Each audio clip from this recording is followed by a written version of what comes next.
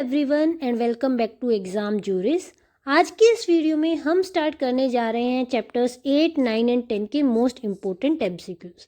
इससे पहले मैं चैप्टर्स 1 to 7 ऑलरेडी डिटेल में डिस्कस कर चुकी हूँ अलोंग विद एमसीक्यूज। अगर अभी तक आपने वीडियोस नहीं देखी है please do check out the playlist on Companies act.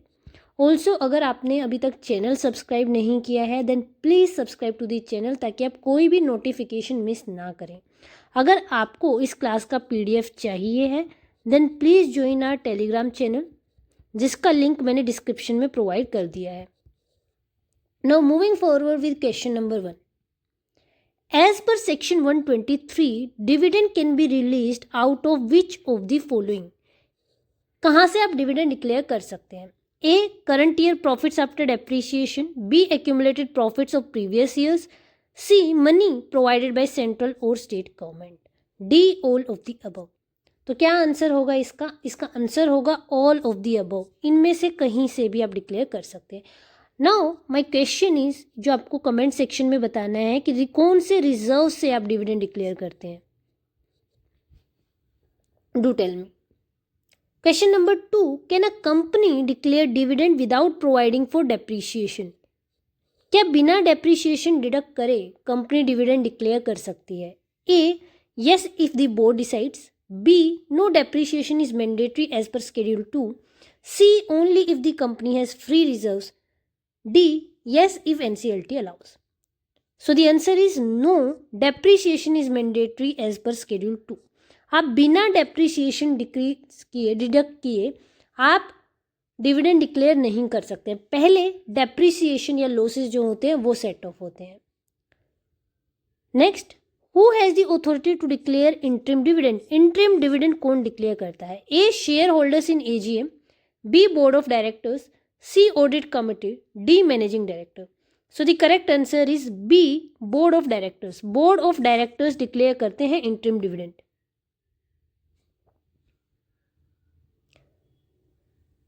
Question number 4, minimum rate of dividend if declared out of accumulated profits. Maximum rate of dividend if declared out of accumulated profits. कितना maximum rate हो सकता है dividend का? A. 10% of paid up capital. B. average of last 3 years dividend rate. C. 15% of free reserves. D. no limit. So the correct answer is maximum जो हो सकता है वो हो सकता है आपका average of last year dividend rates. Next, within how many days must dividend be deposited in a separate bank account? आपको पता है आपको डिविडेंड अगर डिपॉजिट करना है तो आप सेपरेट बैंक अकाउंट क्रिएट करोगे एंड उसमें आप क्या करोगे? डिविडेंड ट्रांसफर कर दोगे। तो कितने दिन के अंदर अंदर आपको सेपरेट बैंक अकाउंट में ट्रांसफर करना होता है? A. 5 days from declaration. B. 7 days from declaration. C. 30 days from declaration. D. 15 days from declaration. So the correct answer is 5 days from declaration. Declaration के 5 दिन के अंदर अंदर। Question number 6, amount remaining unpaid for 30 days must be transferred to unpaid dividend account within. A. 7 days from the end of 30 days. B. 15 days from declaration. C. 30 days from AGM. D. End of financial year. तो इसका answer क्या होगा? इसका answer होगा 7 days from the end of 30 days। Next question, after how many years of lying in unpaid dividend account is money transferred to IEPF? IEPF में कितने time बाद आप ट्रांसफर कर सकते हो fund from the unpaid dividend account?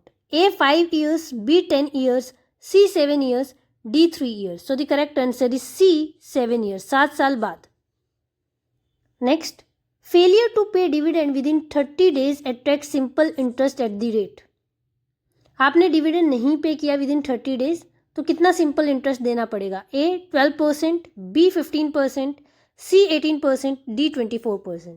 So the correct answer is C. 18% per annum. Next, in which case is non payment of dividend not an offence? इनमें से किस केस में non payment of dividend offence नहीं है? A. Where dividend is lawfully adjusted against some due. B. Operation of law. C. dispute regarding right to receive. D. all of the above. So the correct answer is D. all of the above. Next question, which case established that dividend once declared becomes a debt? इनमें से किस case में ये held किया गया था कि अगर आपने एक बार डिविडेंड डिक्लेयर कर दिया है तो वो डेट बन जाता है? A, CIT versus Gwalior rayon silk manufacturing company, B, LIC versus Escorts, D, Foss versus Harbottle, D, Salomon versus Salomon. So the correct answer is CIT versus Gwalior Rayon Silk Manufacturing Company. Question number 11. Books of account must be kept on which basis? किस basis पे आप books of account रखोगे? A, cash basis, B, accrual basis and double entry system, C, hybrid basis, D, any method chosen by board. So the correct answer is accrual basis and double entry system. Next, books of account must be preserve for at least. Books of account आपको कितने minimum time तक preserve करनी पड़ेगी? A, 5 years, B, 10 years, C, 8 years, D, permanently. So the correct answer is 8 financial years. Next question. Companies using accounting software must have audit trail, edit log from A, April 1, 2021, B, April 1, 2022, C, April 1, 2023, D, April 1, 2024. So the correct answer is April 1, 2023. Next. Form of financial statement must comply with which schedule. Financial statement का जो form है वो किस schedule से comply करना चाहिए? So the correct answer is schedule 3. Next question. Who appoints chairperson of NFRA? NFRA के chairperson को कौन अपॉइंट करता है? A, ICAI, B, central government, C, RBI, D, SEBI. तो करेक्ट आंसर क्या है? B, central government. ऑल्सो आप कमेंट सेक्शन में बताइए कि इसमें टोटल कितने मेंबर्स होते हैं, टोटल मेंबर्स कितने होते हैं NFRA में. Next question. NFRA has power to debar a member or firm from practice for. कितने टाइम तक जो NFRA है किसी मेंबर या फर्म को डिबार कर सकती है from practice? A, maximum 6 months, B, 6 months to 10 years, C, permanently, D, NFRA can not debar. So the correct answer is maximum 10 साल तक कर सकती है, 6 months से लेके 10 years तक. Next question. Financial statements must be signed by. Financial statement को कौन साइन करता है? A, chairperson if authorised, B, 2 directors जिसमें से एक MD होगा, C, CEO, CFO, CS if any, D, all of the above. So the correct answer is D, all of the above. Question number 18. CSR is applicable if net profit during any financial year is. net profit कितना होगा CSR के case में? कि आपको CSR जो है applicable होगा उसके लिए नेट प्रॉफिट कितना चाहिए? ए, ₹5 crore और मोर, बी, ₹500 crore और मोर, सी, ₹1000 crore और मोर, डी, ₹1 crore और मोर. सो नेट प्रॉफिट कितना होना चाहिए? ₹5 crore और मोर. नेटवर्थ कितनी होनी चाहिए? या फिर अगर आपकी नेटवर्थ कितनी हो, 500 करोड़ या उससे ज़्यादा हो. टर्नओवर 1000 करोड़ या उससे ज़्यादा हो. Next. CSR committee is not required if amount to be spend does not exceed. किस केस में CSR कमिटी की रिक्वायरमेंट नहीं होगी? A, ₹20 lakh, B, ₹50 lakh, C, ₹1 crore, D, ₹5 crore. So the correct answer is B, ₹50 lakh. इस केस में CSR committee की requirement नहीं है. इस केस में CSR कमिटी की जो फंक्शंस है वो कौन डिस्चार्ज करते हैं? बोर्ड ऑफ डायरेक्टर्स डिस्चार्ज करते हैं. Next question. Unspent CSR amount for ongoing projects must be transfer to a special account within dash. A, 30 days from the end of financial year, B, 6 months from the end of financial year, C, 7 days from the end of financial years, D, 15 days from the end of financial year. तो correct answer क्या है? 30 days from the end of financial year आपको transfer करना पड़ेगा. Next. Filing of financial statement with ROC in form AOC 4 must be within. Financial statement with ROC आप कितने दिन में सबमिट करते हो? Within 30 days of AGM. Next. Unlisted public company must appoint internal auditor if turnover is A, greater than equal to 200 crore, B, greater than equal to 100 crore, C, greater than equal to 50 crore, D, greater than equal to 500 crore. So the correct answer is greater than equal to 200 crore अगर turnover है तो internal auditor appoint करना necessary है for public company. Consolidated financial statements are mandatory for companies having, किस case में consolidated financial statements देना जरूरी है? A subsidiary companies only, B associate companies only, D joint ventures only, D any of the above, subsidiary, associate और joint venture. So the correct answer is any of the above. कोई भी होगी इनमें से, आपको कंसोलिडेटेड फाइनेंशियल स्टेटमेंट देनी पड़ेगी। Next, order for reopening of accounts can be given by, reopening of accounts के लिए कौन ऑर्डर दे सकता है? ए सेंट्रल गवर्नमेंट और इनकम टैक्स अथॉरिटी और सेबी और NFRA, B board of directors, C share holders, D statutory auditor. So the correct answer is central government, income tax authority, SEBI, NFRA.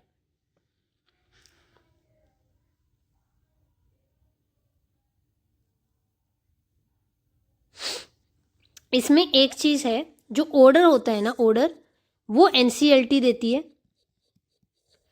लेकिन एप्लीकेशन जो होती है ये central government, income tax authority, SEBI या NFRA application लगाती है। किसको? एनसीएलटी को। Application central government, income tax authority या सेबी या एनएफआरए लगाएगी, लेकिन ऑर्डर कौन देगा? ऑर्डर देगा रीओपनिंग के लिए NCLT. Next, voluntary revision of financial statement और board report is allowed for any of the, A last 8 years preceding 3 financial years, C current year only, D any year since incorporation. सो अगर आपको voluntary revision करनी है financial statement, तो आप कितने time तक के कर सकते हो? प्रीसीडिंग 3 फाइनेंशियल ईयर तक का कर सकते हो। Next question, financial year must end on, financial year कब एंड होता है? This we all know, it is 31 March। Next question, penalty for company failing to transfer unspent CSR to schedule 7 fund, कितना लगेगी penalty?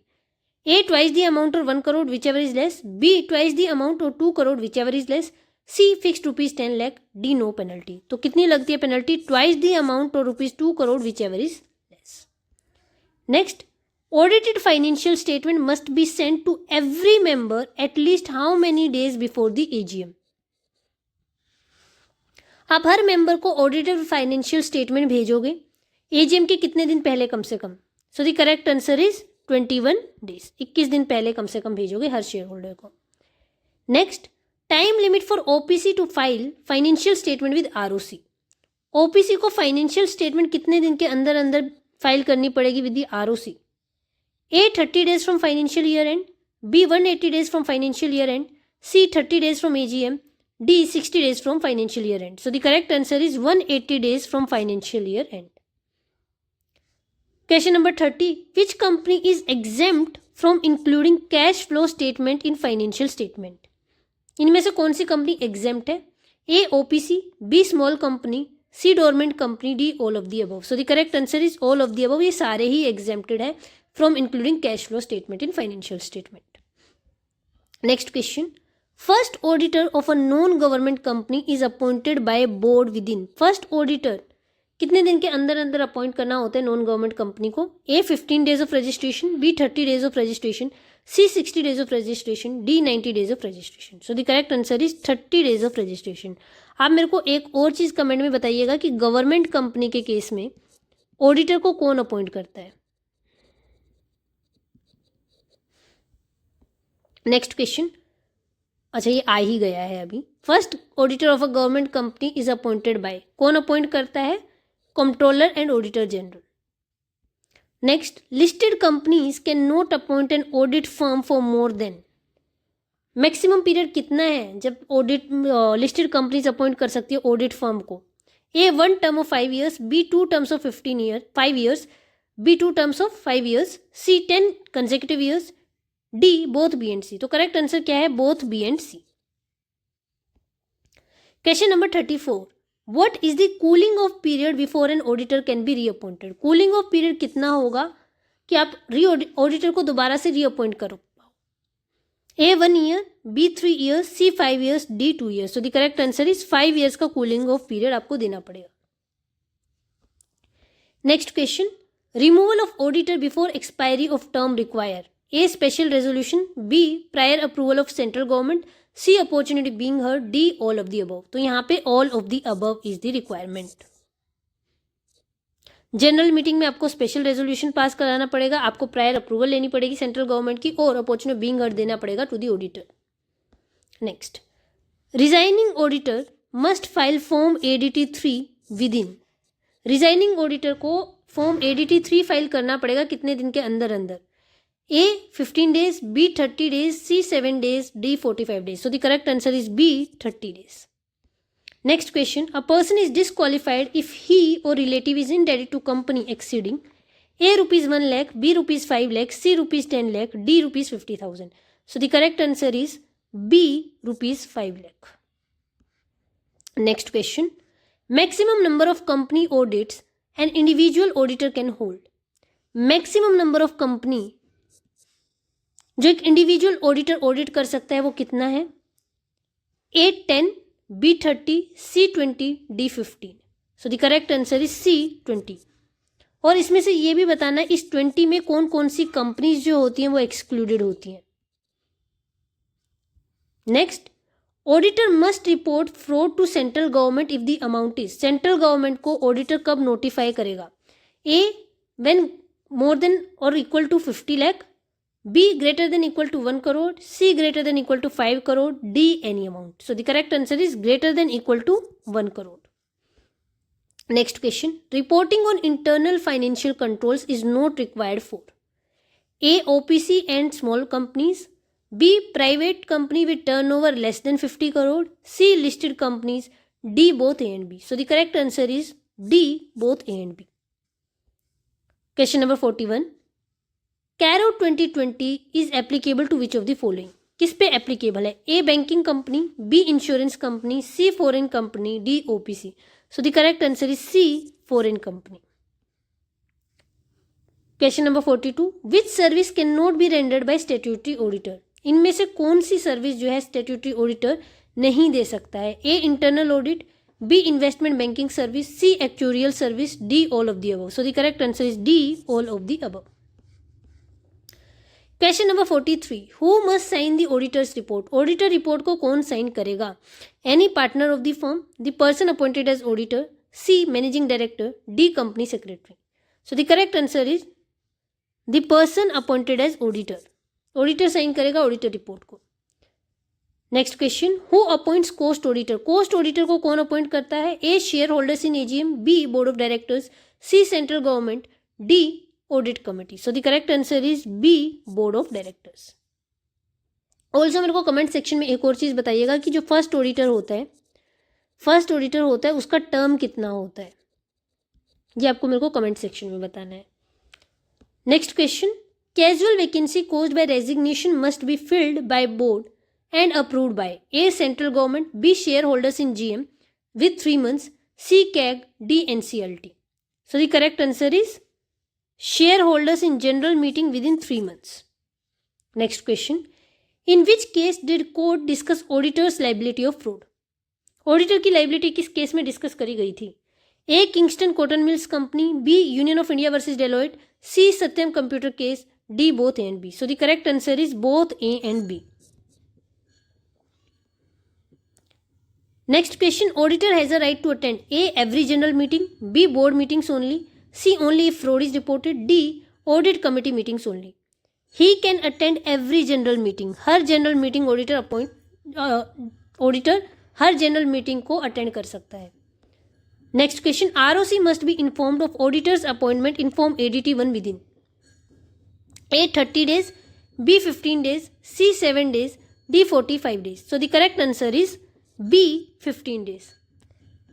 Next question, if auditor defaults willfully to deceive, fine is. अगर auditor willfully default करता है तो उसका fine कितना होगा? Fine will be minimum 50K to maximum 25 lakh, या फिर फीस का 8 गुना, which ever is less. Next, NFRA consist of 1 chairperson and how many members? A 10 members, B 15 members, C 20 members, D 5 members. So the correct answer is B 15 members maximum हो सकते हैं in NFRA. So with this we have discussed all the important MCQs of chapter 8, 9 and 10. अगर कोई भी doubt है please do comment down. Also please do not forget to join the Telegram channel ताकि आपको updates मिलती रहें. Thank you.